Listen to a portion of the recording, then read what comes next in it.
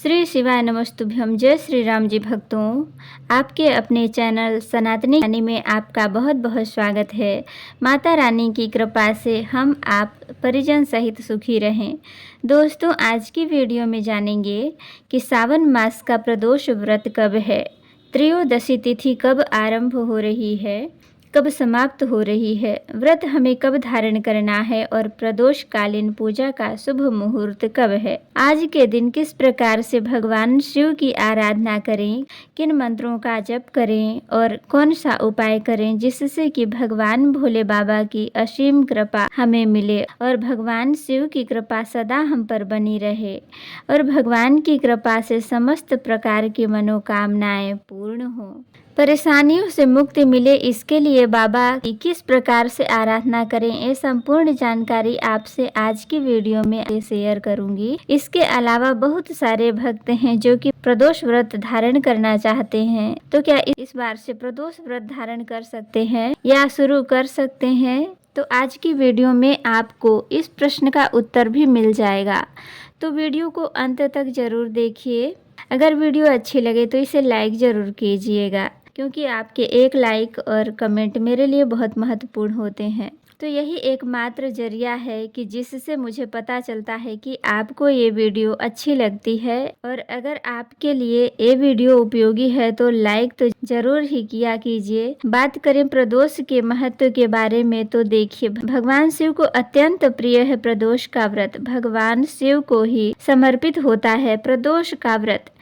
प्रत्येक मास में जो त्रयोदशी तिथि होती है, चाहे वो फिर कृष्ण पक्ष की हो या शुक्ल पक्ष की, इस दिन भगवान शिव की कृपा की प्राप्ति के लिए प्रदोष काल में भगवान शिव की आराधना की जाती है।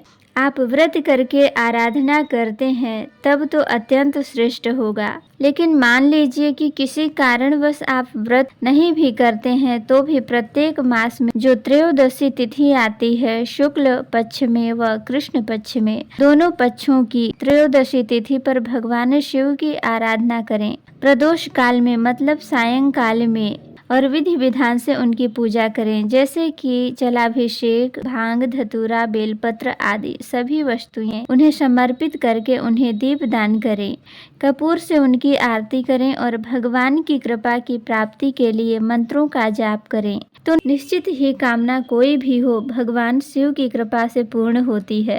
परेशानी चाहे जितनी भी बड़ी क्यों न हो, संकट चाहे जितना भी बड़ा क्यों न हो, उसका समाधान भगवान शिव की कृपा से आपको प्राप्त होता ही है।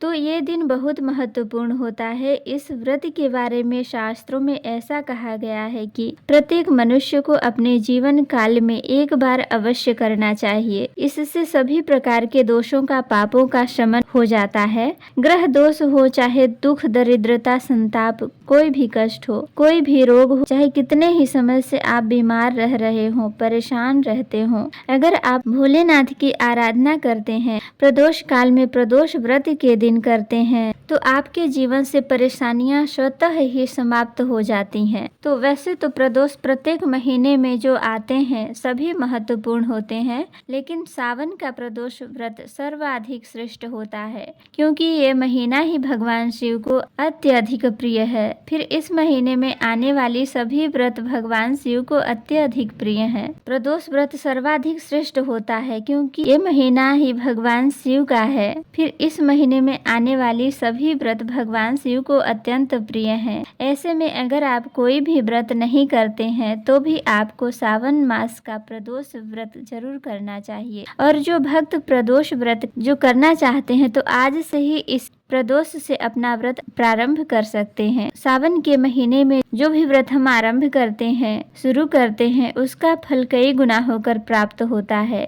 इसलिए अगर आप व्रत प्रारंभ करना चाहते हैं तो चाहे कृष्ण पक्ष से या फिर शुक्ल पक्ष से, दोनों ही त्रयोदशी में, किसी भी त्रयोदशी में व्रत शुरू कर सकते हैं। और फिर प्रत्येक महीने में आने वाली प्रदोष व्रत के नियमों का पालन कीजिए। तो चलिए अब जानते हैं कि सावन मास का पहला प्रदोष व्रत कब है। देखिए, श्रावण मास की कृष्ण पक्ष की त्रयोदशी का प्रारंभ होगा 22 जुलाई को, मंगलवार को, सुबह 7:05 पर और त्रयोदशी तिथि का समापन होगा 23 जुलाई 2025 बुधवार के दिन सुबह 4:39 पर। प्रदोष व्रत में प्रदोष कालीन पूजा का शुभ मुहूर्त है, वही महत्वपूर्ण होता है। ऐसे में 22 जुलाई दिन मंगलवार को प्रदोष का व्रत रखा जाएगा और मंगल को प्रदोष व्रत है, इसलिए इस प्रदोष व्रत का नाम होगा भौम। भौम प्रदोष का व्रत करने से रोग, ऋण और शत्रुओं से मुक्ति मिलती है। अगर संतान प्राप्ति की कामना हो तो ये व्रत अगर आप धारण करते हैं तो संतान प्राप्ति की कामना आपकी पूर्ण होती है और मंगल दोष का भी निवारण होता है। तो आप व्रत धारण कीजिए या फिर व्रत नहीं धारण कर सकते तो भगवान शिव की आराधना प्रदोष काल में अवश्य कीजिए। प्रदोष व्रत के दिन सूर्योदय का समय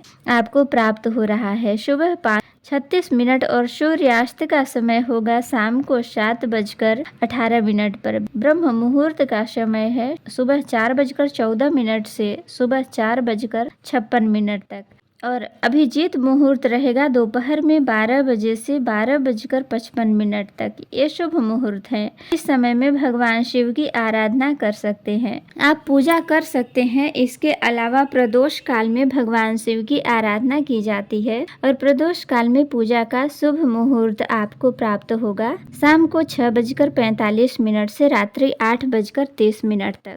प्रदोष व्रत के दिन इस बार एक अत्यंत श्रेष्ठ शुभ मुहूर्त आपको प्राप्त हो रहा है, पुष्कर योग, जो कि सुबह 5:57 पर प्रारंभ होगा और द्विपुष्कर योग का समापन होगा सुबह 7:06 पर। तो ये द्विपुष्कर योग का जो समय है 1 घंटे 9 मिनट का है। कहा जाता है कि पुष्कर योग में जो कोई भी कार्य करते हैं तो उसका दुगना फल आपको मिलता है। दान धर्म करते हैं, भगवान श्री हरि का नाम जप करते हैं तो इसका दोगुना फल आपको प्राप्त हो जाता है। तो इस समय को अवश्य नोट करके रखिए ताकि पूजा में इस समय का प्रयोग कर सकें। ज्यादा से ज्यादा नाम जप करते रहिए। ज्यादा से ज्यादा नाम जप यदि करते हैं तो आपको बहुत अधिक लाभ प्राप्त होते हैं। दोस्तों, उम्मीद करती हूँ कि इस चैनल पर आने वाली सभी वीडियो आपको पसंद आई होंगी। रामायण चौपाइयों को सुनते होंगे और मेरी सारी वीडियो को आप जरूर देखते होंगे। तो प्लीज लाइक कमेंट जरूर किया करें। तो जय श्री राम जी भक्तों, अपना और अपनों का ख्याल। ओम श्री शिवाय नमस्तुभ्यं।